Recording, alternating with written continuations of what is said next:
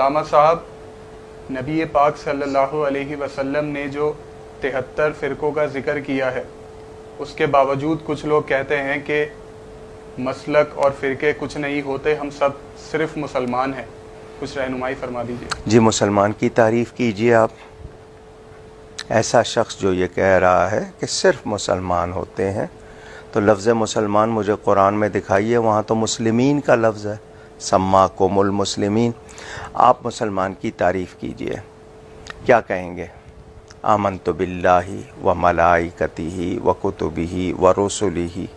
ٹھیک ہے، اب جو شخص اللہ کے بنائے ہوئے رسولوں کو تو مانتا ہے اور کسی اور کو بھی مان لیتا ہے رسول، کیا وہ بھی مسلمان کہلائے گا؟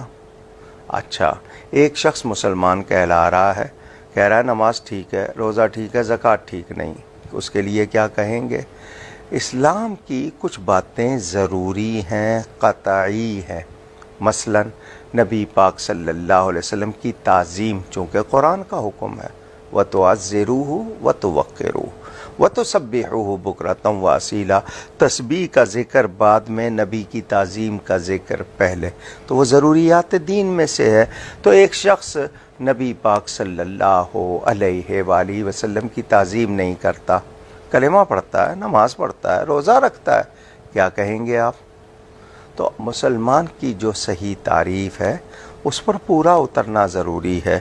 تو جب نبی پاک صلی اللہ علیہ وسلم ہی نے فرمایا کہ میری امت میں 72-73 فرقے ہوں گے، 72 آگ میں جائیں گے، ان میں سے صرف ایک صحیح ہوگا جو میرے اور میرے صحابہ کے طریقے پر ہوگا۔ احادیث موجود ہیں، اس سے جو نکلے گا وہ اسی طرح جس طرح وہ بکری بھیڑیے کا شکار ہو جاتی ہے جو ریوڑ سے الگ ہوتی ہے، اسی طرح وہ شخص شیطان کا شکار ہو جائے گا جو ان سب سے الگ ہوگا۔ تو مسلمان کی تعریف ہی تو مسئلہ بن گئی نا۔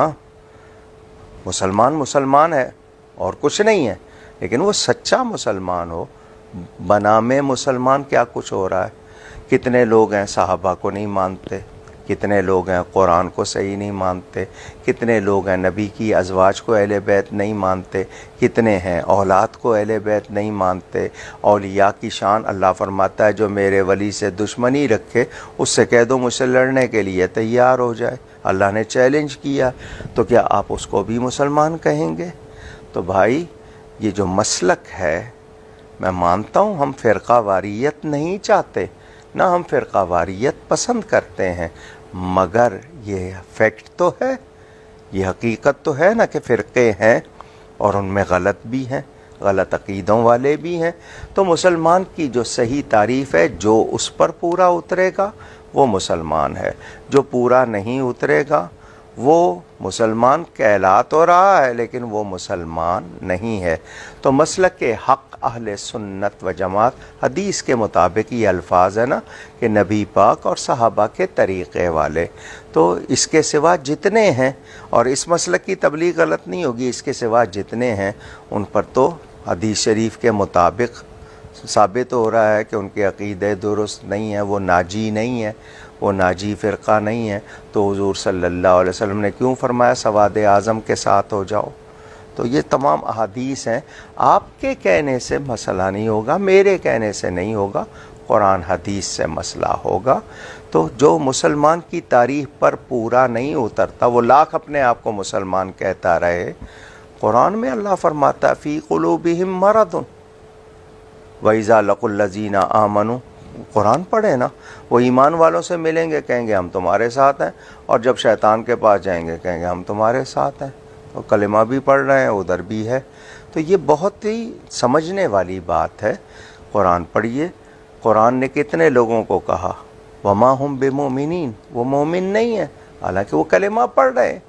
قرآن کہہ رہا ہے اِذَا جَاءَكَ الْمُنَافِقُونَ، محبوب آپ کے پاس منافق آئیں گے اور کہیں گے قالوا نشہد انک لرسول اللہ، وہ کہیں گے بلا شبہ ہم مانتے گواہی دیتے ہیں کہ آپ ضرور اللہ کے رسول ہیں، واللہ یعلم انک لرسول، اور اللہ جانتا ہے آپ اس کے رسول ہیں، واللہ یشہد ان المنافقین لکاذبون، اور اللہ گواہی دیتا ہے یہ منافق ضرور جھوٹے ہیں۔